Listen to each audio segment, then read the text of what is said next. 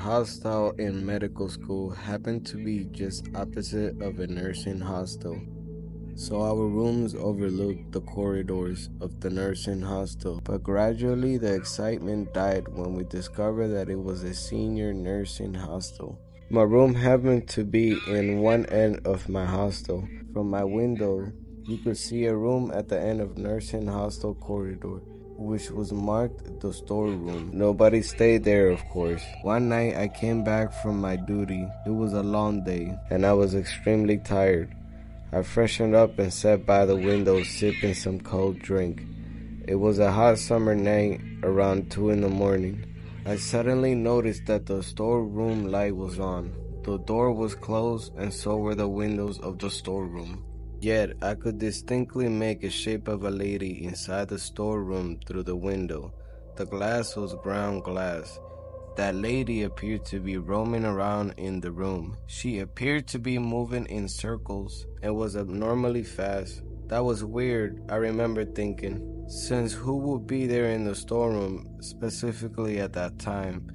But I was too tired that day, so soon I finished my cold drink and went to sleep. The next morning I had classes as usual.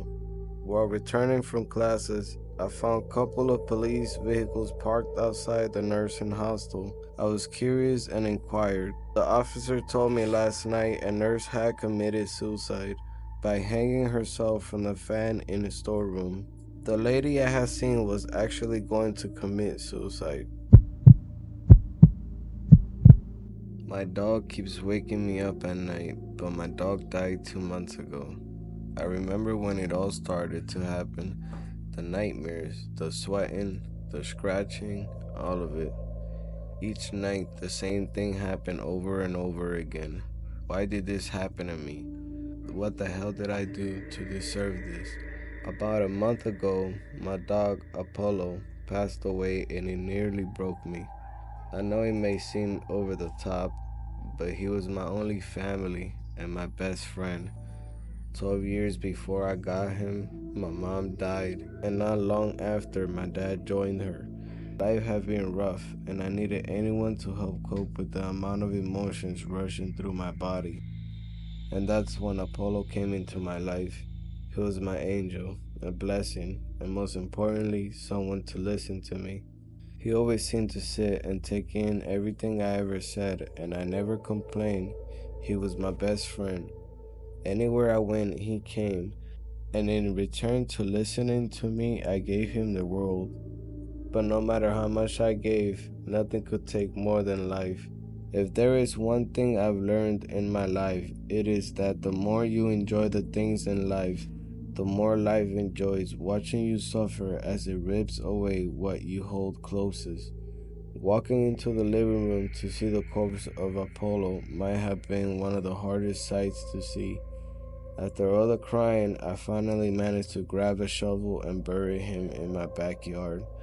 Each puncture into the ground hurt, but not as bad as each time I covered his limp body until there was nothing but earth below me. It took about a week for me to finally get back to a somewhat normal lifestyle, but the burden of my parent and my dog put a heavy weight on my shoulders. Everywhere I walked felt like I was carrying a life full of anguish and dread. The world no longer had color and my soul no longer had life. I was done. I still functioned as a normal human would, but it got hard and slow with each walking morning. Every other night I will have a dream of me playing with Apollo and my parents watching. A big smile portrayed it on my face as I was in paradise, and for a moment I could swear that it was all real, but then I would wake up. This ever-going cycle of dreams went on and on with the same schedule. Go to sleep, be in paradise, and wake up in a nightmare. Sometimes I would wake up and swear I could hear the laughter of my parents with the faint bark of Apollo, but then nothing but silence. This wasn't until a month after those dreams that I noticed that the silence was beginning to break. One night after the dreams, I sat up in bed and looked at the clock to see it was around 3:30 in the morning. The blur of my once solidified eye made it hard to see my surroundings, and the humming of the fan above reminded me of where I was. I felt alone within the dark void of my bedroom and reflected on the false memories I just lived in my head. I glanced around my room to nothing but darkness staring back at me, and laid my head back on my pillow, hoping to revisit what I was taken away from. The silence of the night began to take me away when I heard something that went through the silence like a boat slicing through the waves. I heard a faint shout from what seemed to be in my hallway. The door was closed, so it was hard to make out anything that faint, but I had sworn that I heard it. I shot open my eyes and stayed still, waiting to catch the noise again. A minute passed, and then I heard the quiet shuffling of something moving down my hallway closer to the door. It was slow, but sounded as if it was creeping. The occasional tap of something that sounded similar to a nail of some animal hitting the hardwood floor echoed into my room. I listened with laser focus, and once again I heard a shove, this time to the left frame of the door. It sounded identical to a dog, but how could a dog have gotten into my house?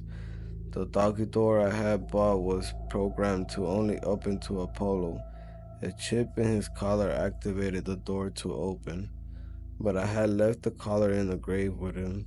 Thoughts flooded my head as I waited for another noise to come from the other side of the door. Sleep was never an option, and I never got tired as the thoughts acted as caffeine. I wanted to say it was a dream and that I would wake up, but the reality was that I was wide awake, and most importantly, I was not alone. For hours I stayed awake until I could see light rays of sun looking through my curtains. I decided to get up out of my bed and get ready as my feet rested on the floor beside my bed. As the hours had passed through the night, my worries had lessened as no other noises were made. Though I could not go to sleep, still I tried to be realistic, as this had not been the first time I heard noises just from my head. Just as I thought I heard what seemed to be Apollo in my parents each time I woke up, it was not different. Standing up from my bed, I began to walk to the door when I froze from pure fear. About 2 steps in, I heard a loud yell followed by frantic scattering down my hallway. Whatever the hell I heard was there all night. My body burned as I could practically feel the blood coursing through my blood with rapid speed. The realization hit me hard, and I didn't dare move for what seemed to be an hour. What kind of creature would have simply sat in the same position all night doing what knows what? I finally built the courage to open my door to nothing but an empty hallway. Just as I began to walk down, my foot was met with a wet puddle. In disgust, I stepped back and looked at what seemed to be a water bottle worth of slobber. Everything in my right mind was telling me that some sort of dog had gotten in and was lost. I just couldn't see how it could be possible. In need of more answers, I walked further down and everything was normal. Making sure to look over everything multiple times, nothing was out of place, and the doggy door looked just as it had always been. I wanted to say that it was all in my head, but the slobber was there and it was very real. I figured that the best way to get past the night was to go through my day. And maybe whatever it was had just gotten lost and was now back home. Everything went as normal throughout the day, and I slowly began to forget about the event of last night. The thought of my family always seemed to help take my mind off any situation. As the night approached, I turned off the TV and made sure that everything was locked. Once I was satisfied, I did my night routine, and before I knew it, I was asleep. Hours must have passed before I jolted out of my bed to the echoing of a howl. A deep howl that vibrated my inside and lasted for at least 3 seconds. The once normal day turned back into the nightmare I had gone through the night before in mere seconds. My eyes darted to the door. A terrifying realization came over me. The door was still open. The exhaustion from my day and the sleep that had been taken from me took a toll on my mind, and before I had the chance to close the door to my room, I passed out. Now I sat there looking at the crack that kept me safe from whatever the hell was in my house. Seconds that felt like hours passed, and I could feel the arms holding me up begin to tremble like the foundation of a building during an earthquake. My body began heavy, but I knew that any movement or sound could draw whatever howled closer to me. Just as the night before, I heard something scruffle around in the living room, with the occasional shuff as I heard before. It was loud, very loud, and I could hear the table in the middle of the living room being pushed with cups shaking on top. Once again, it howled with the same intensity, and I would pause then begin to walk again. With all the courage I had, I quietly stood up and crept to the door with caution. I made it to the door frame, scared to look around, but I had to get this thing out of my house. Everything pointed to it being a dog, which meant I needed to be careful, especially if it was a stray or a bigger dog that could attack me. With my heart pounding, I slowly looked around the frame to the dark hallway, which led to the lightly illuminated living room. The carpet seemed to have been moved around, and the table was now turned at an angle from the creature moving around. With a shiver running down my spine, I slowly walked down the hallway and could hear a slight painting from the right of the room. In an instant of being 4 feet from where the hallway opened up to the living room, a stench hit me so hard it made me gag.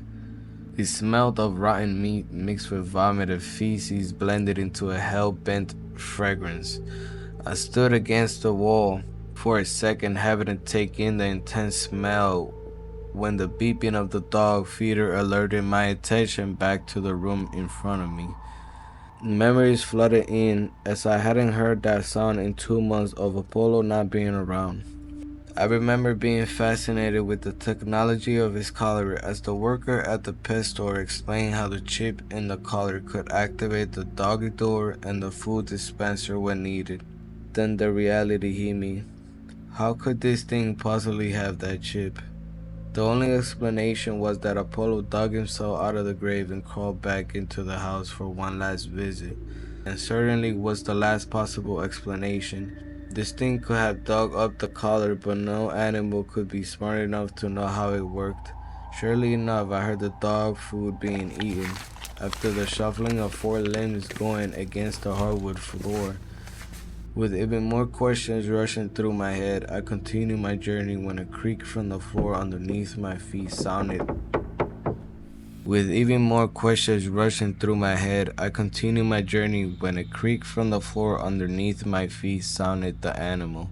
The food stopped moving, and then once again silence flooded the house. Then a shadow slowly made its way to the opening of the hallway and stopped just before it could be seen. Frozen with fear and curiosity, I waited with the hope that if it looked down, maybe it couldn't make out my surroundings. The shadow stayed there for a bit, then once again crept forward as I could begin to hear the slight breathing of the animal just on the other side of the wall. Out of darkness, I could make out the end of a dog's shout as I started to hear it sniff. I slowly started to lean to try and catch a better glimpse, but within a second it loudly ran to the doggy door. With a tired reaction time, I started to run to the opening just to see the doggy door closing back from the intruder. I ran to the door and opened it, but there was nothing but the cold breeze to greet me to the night. Turning back to look for any clues, I saw, just as I thought, a noticeable amount of food that had been eaten, and the smell was still slightly present from where the dog had been. I went to examine the kitchen and was presented with a steaming pile of feces left in the middle of the floor. Disgusted with the sight, I went to grab some materials to clean it up when I realized something odd. The shit was large, too large for a dog. Apollo had been a large dog and had to clean up after him for 12 long years. But this was something else. Everything I had heard pointed towards it was a dog, but the human-sized feces confused me and creeped me out. Seeing that it was very late, I decided to ignore the strange sight and clean, making sure everything was locked and getting back to my bed. This time I made sure to place a nearby box against the doggy door to make sure that whatever it was could not enter again. Though sleep was rough that night, I managed to get a little sleep in with the extra protection of the dog that served as a barrier for my safety and the dog outside. The next couple of days consisted of me trying to find explanations for the weird events of the nights before. How could Apollo be back? Was it truly him? Did something find a way to get inside? Maybe it was a deep hope of seeing my best friend again, but I knew that it wasn't possible. I saw his lifeless body on that floor. I threw the dirt on the dog that I once played with, and I watched it as the foggy eyes of my best friends were covered by cold earth. The days consisted of me asking the same questions, and the nights added more confusion to my life. I would go to sleep with my door closed, wondering if the intruder would come back in and make its visit, and it would take some time to fall into sleep. A single creak would wake me up, and sometimes, I swear, I will hear it back in my house. Some mornings, I will notice the box was slightly pushed forward as if something was trying to get in, or that it had pushed it back into place so it would look normal. The thoughts of it being in my house as I slept never went right with my mind. Things seemed to slowly get back to normal, and just as always, the dreams began to come back with the same waking nightmare. I wish things had stayed that way. Getting back to my routine felt somewhat nice and brought some joy to my life that I hadn't felt in a long time. I came back to my house and sat on my couch with time to relax before the night was ready to take charge. With a little boost of joy, I decided to take my favorite meal and turn on my favorite movie. This day was the best one I had experienced since the last time I saw Apollo. After eating, I went to wash dishes and stare into the backyard, thinking of how my friend was back there, resting and hopefully at peace. I never looked back there since it only brought sadness to me, but maybe I could start thinking of it as a happy reminder of the good memories instead of the bad ones. Ever since the dog in the house, it creeped me out to go outside at night. I went to the light switch and flipped on the outside light to get a view of the grave, to maybe give me some good closure to end the day off. My eyes tried to adjust to the harsh darkness of the night when I noticed a small pile of dirt beside the grave. Pure fear engulfed my very presence, and I tried my best to understand. I ran outside to the back door and to the grave sweating. There it was, the once foul grave with now nothing but earworms and the once occupied space of Apollo. I had to have been in some nightmare, some long and descriptive nightmare made up in my fucked up head. The sweat dripped from my forehead and was caught by my nose, which made the sweat run to my lips. Was Apollo alive? Was he some kind of demon haunting me? There was no sign of a shovel, but only the mark of paws or hand that formed a pile of dirt beside the grave. I had no idea when this had been done, but I wish I would have simply looked out sooner. Whatever was in my house was either some demented version of Apollo or something that had dug up his remains. Either way, I was terrified. The most gut-wrenching thing about the situation was that after looking around, there was no sign of Apollo's remain anywhere. I ran back into my house and slammed the door shut, panting and sweating with every possible thought clouding my mind. What I once thought was my dog now was something else, and it had been in my house with me. As far as I knew, it had been coming in when I wasn't even aware. Sleep was not even an option now, and I stood there thinking of how anything that had happened could be real. That was when the sound of a whimper made my blood turn cold. Everything in my body seemed to pause when I heard the quiet whimper of a dog, or something that sounded similar to one, from in the distance. I slowly lifted my head to face the hallway when I was met with the sight of a half-human face staring at me. I could tell by his height he was on all four and was hidden behind a wall where only half of his face was showing. On his head was what I could only make out as the skull of Apollo, with bits of rotten flesh still holding onto the skull. The sockets were empty, where the man's eye could see through all the flesh, and he looked at me with a frown while still making a whimpering sound. Flies orbited him, and the smell slowly crept towards me, just as bad as how he smelled the night before. Sensing the look of disgust and horror on my face, he quickly darted into the hall, with a loud bash of his knees and palms smacking the floor. My heart pounded and my knees felt weak, as I had to grab the counter to help hold up my weight. This man had been in my house, at my door, acting like my dog, and he desecrated my dog's grave. I wanted to vomit at the thought of a man drooling on my floor and wearing my dog's rotten skin, running through my house just 10 feet away from me. I wasn't sure what sick game this man was playing or what mental state he was in, but my body refused to move. He had found this collar which led him directly into my house and acted like he was my dog, my only friend, and found some sick pleasure in it. The scratching began to echo in the kitchen, and with what must have been pure adrenaline, I began to walk to the door frame as if I had just learned to move my legs.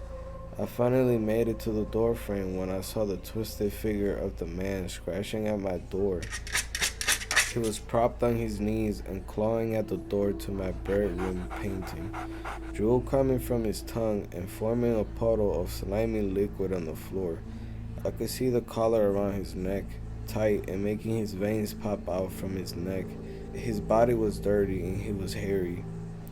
He was naked and near his rear had the decaying tail of a polo stapled on his back.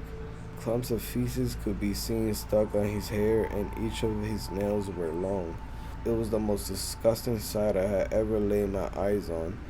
It took me all my strength to not throw up on the floor in front of me. After looking at him for a couple of seconds, he faced me and barked. He began to shake his rear to simulate the wagging of the tail stapled on him, and through it all just stared at me. I have never seen such a human that had a future as a dog. Yet there he was.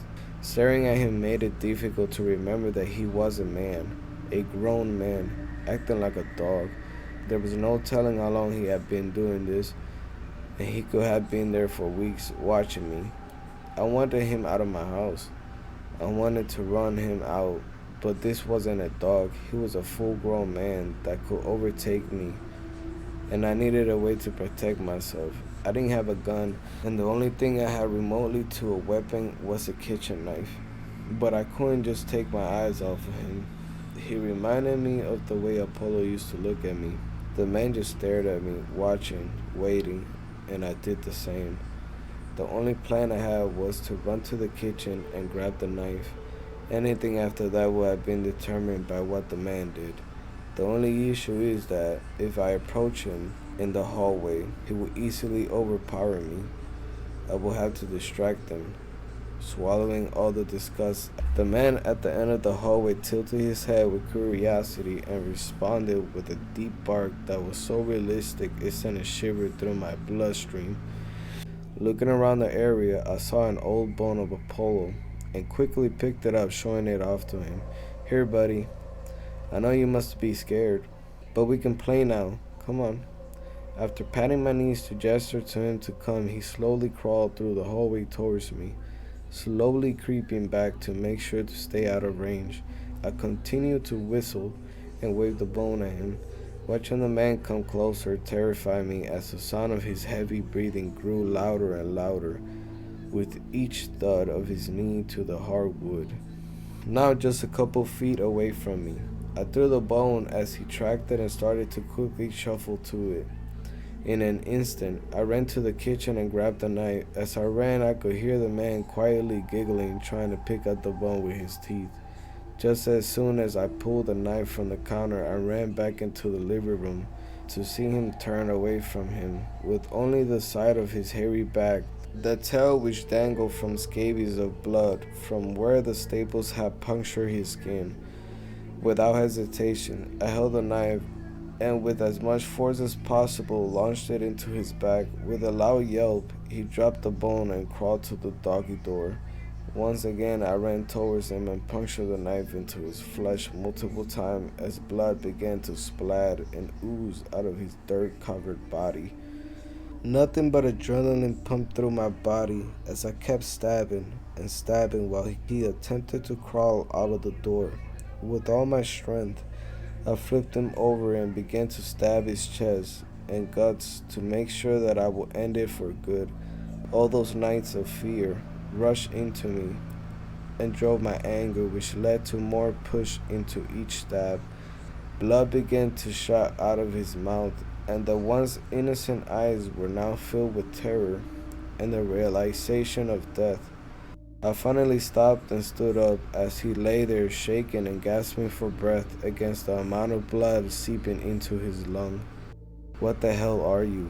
I asked, staring into his terrorized eyes. "Your best friend. I wanted to be a good boy," he wheezed. I stared back at him for a second and wrapped my hand tight around the knife to give the final blow. "My best friend is gone, and you sure as hell are not him." Within a second, I dug the knife deep into his chest until nothing but my breathing remained in the room. The nightmare was over. I got up and called the police, and they were just as confused as I was. They asked the same questions I had no answer to. As we looked at the corpse of the man who once sat at my door waiting for some sick reward, to this day I'm not sure of what made him do this or how long he was there. The dreams never stopped after everything, and every other night I still see my best friend in my dream, and I miss him. Life is hard without Apollo, and my parents and I would do anything to see them again. I wish those dreams could become a reality, but at the same time, from the reality I witnessed these past days, I'll stick with the dreams.